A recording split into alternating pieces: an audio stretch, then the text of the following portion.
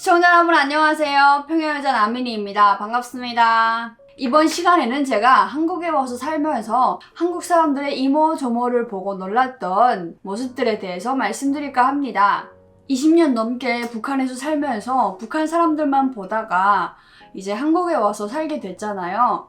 남과 북은 원래 같은 민족이지만 오랜 세월 분단된 상태로 살아오다 보니 또 많은 부분에서 차이점을 보이는 것 같아요. 그 중에서 오늘은 제가 한국 사람들의 어떤 생활 방식 이런 것들을 보면서 신기하게 생각했던 점, 정말 놀라웠던 점, 충격이었던 점들에 대해서 말씀드리려고 합니다.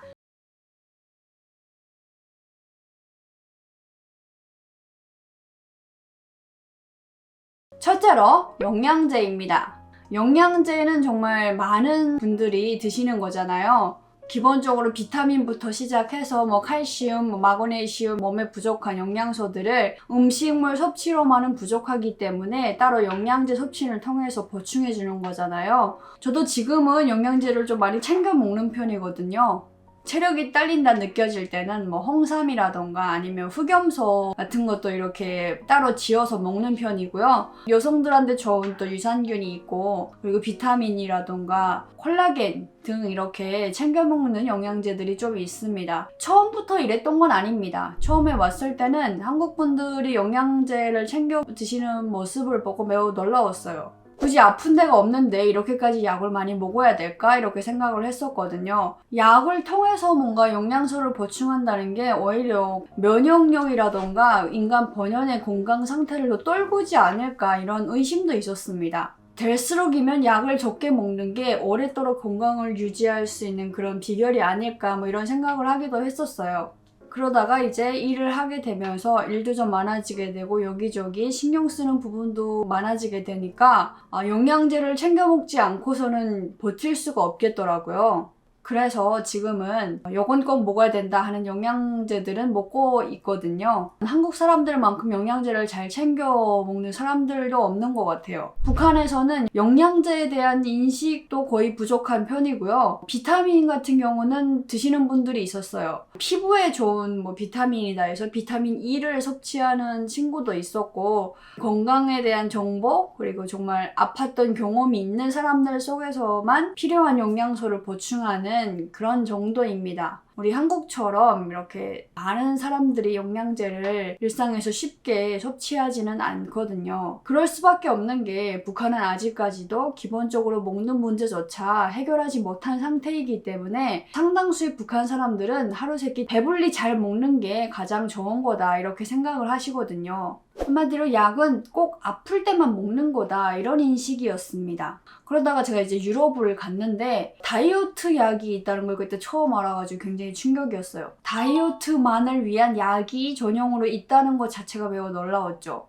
유산균 같은 경우에는 집에서 부모들이 애가 어렸을 때부터 장기 복용, 매일 이렇게 섭취를 하게 하잖아요. 직장 생활을 하게 되고 공부를 하게 되고 필요할 때마다 어떤 영양제들이 있잖아요. 집중력을 높이는 영양제라든가 피로 회복에 도움을 주는 영양제라든가 이런 식으로 다양한 목적을 위한 영양제들이 따로 마련되어 있다는 게 매우 놀라웠습니다. 평소 건강에 대해서 관심들이 굉장히 많구나 이런 생각이 들었어요. 영양제를 많이 섭취한다는 건, 그리고 영양제에 관심이 많다는 건 그만큼 건강하게 오래오래 살아가려는 욕구가 있기 때문이 아니겠습니까? 영양제뿐 아니라 한약과 같은 그런 보약들도 많이 지어 드시잖아요.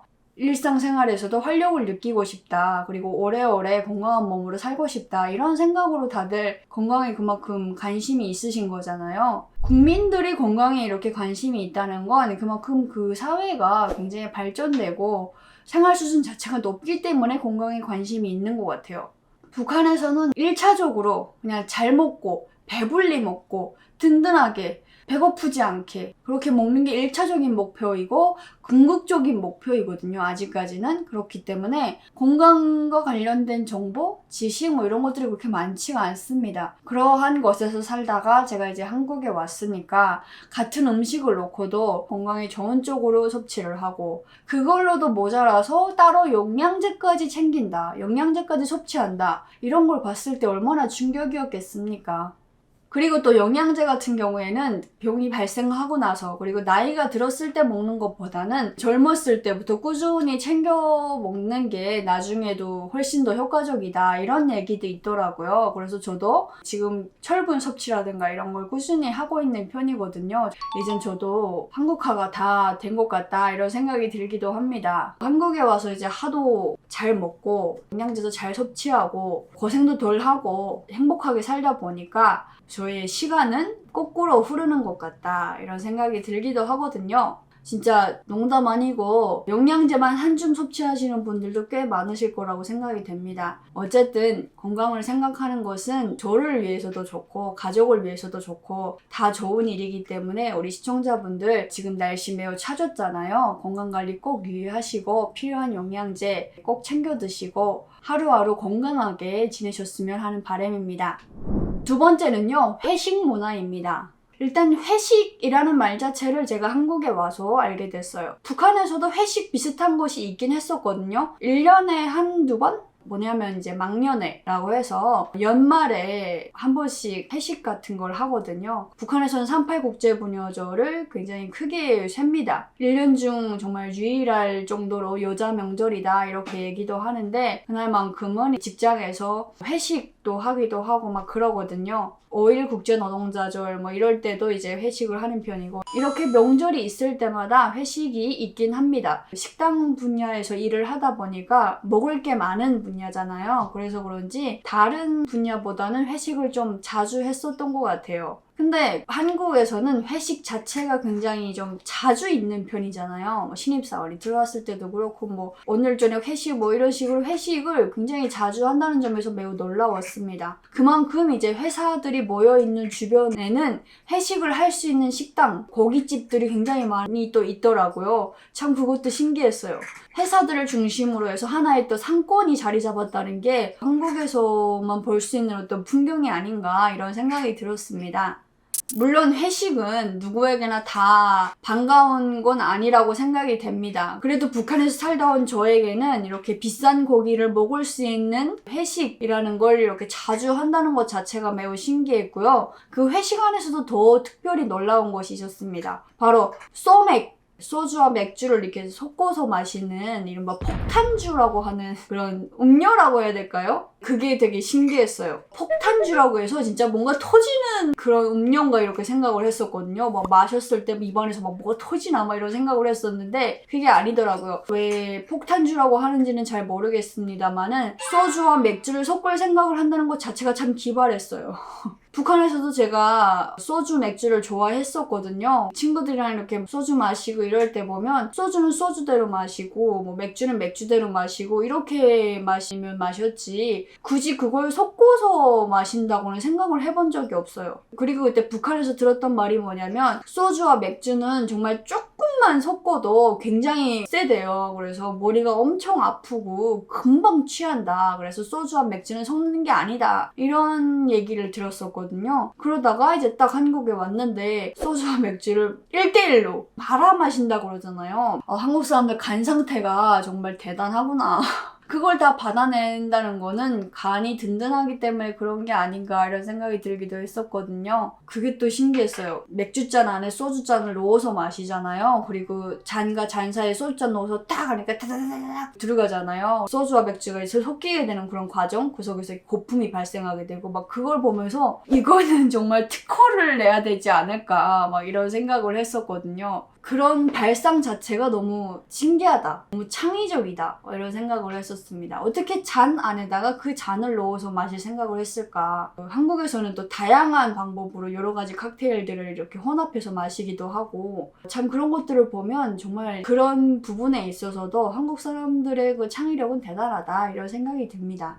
그리고 마지막은 명품입니다. 한국 하면은 또 명품에 대한 사랑으로 굉장히 유명한 곳이 아니겠습니까? 북한에서 명품 브랜드들도 거의 몰랐거든요. 제가 알고 있다는 브랜드가 엘르? 샤넬 브랜드를 보기는 봤는데 그게 샤넬인지 샤넬이 얼마나 대단한지 뭐 이런 것도 전혀 몰랐어요. 샤넬 로고가 있는 제품들이 북한에도 있긴 합니다만 짝퉁인지 진품인지는 모르죠. 어쨌든 그런 로고들이 있긴 했는데 그 샤넬 로고가 새겨진 그 목도리를 제가 착용하고 다녔었거든요. 그러면서도 이게 샤넬인지를 몰랐어요. 그냥 X자다 이렇게 생각을 했어요. 외국에서는 되게 X자를 사랑하는구나. 왜 X자만 있지? Y는 왜 없지? 막 이런 생각을 그게 명품이구나를 한국에 와서 알게 됐죠. 그리고 제가 멀타에서 생산했던 북한에서는 아르마니라고 했는데 여기서는 알마니라고 하더라고요. 그 아르마니 제품도 명품이란 걸 그때는 몰랐어요. 뭐 이 원피스 하나에 막 몇백 유로 하는 거예요. 외국은 돈이 많으니까 원피스 하나에도 이렇게 몇백 유로 하는 거를 입는구나 이런 생각만 했었지 이게 명품이라서 이렇게 비쌀 거야 이런 생각은 해본 적이 없습니다. 한국에 왔는데 그런 얘기를 들었던 거예요. 명품백을 여자들이 굉장히 좋아하며 비 오는 날에 보게 되면은 명품백인지 아니면 짝퉁인지 보인다. 머리 위에다 들고 가면은 짝퉁이고 품에다 안고 가면은 이제 진품이다. 막 이런 얘기를 하더라고요. 되게 신기했어요. 이런 문화가 있구나.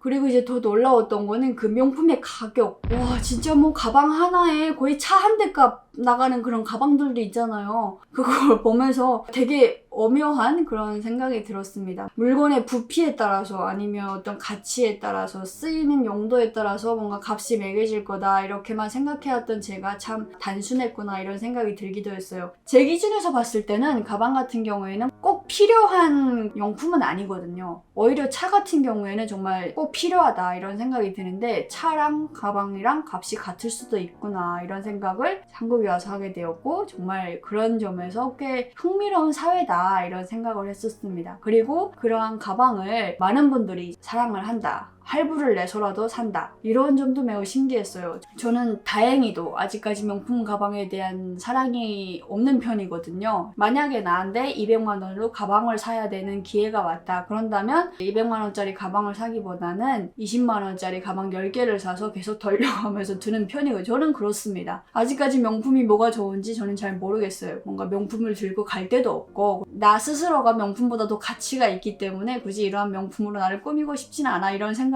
하고 있는 편이거든요. 저는 이런 생각을 하고 있지만 어떤 분들은 정말 가방이다. 하나의 작품으로 보여질 수도 있고 굉장히 애착을 느끼는 분들도 있거든요. 그런 분들의 경우에는 소장을 하셔야죠. 하나 장만하셔야죠. 일단 브랜드 제품은 퀄리티는 좋은 것 같습니다. 그래서 명품을 소비하는 경우도 있죠. 네, 여러분. 오늘 제가 준비한 이야기는 여기까지입니다. 한국에 와서 살면서 놀라웠던 한국 사람들의 이모저모에 대해서 말씀드렸습니다.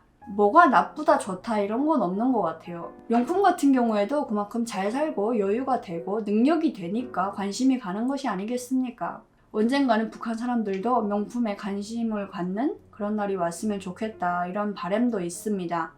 북한 주민들의 생활이 보다 더 나아져서 일상에서 영양제를 충분히 챙길 수 있는 그런 날이 하루빨리 오기를 바라면서 지금까지 평양여자 남인이었습니다. 시청해주셔서 감사합니다.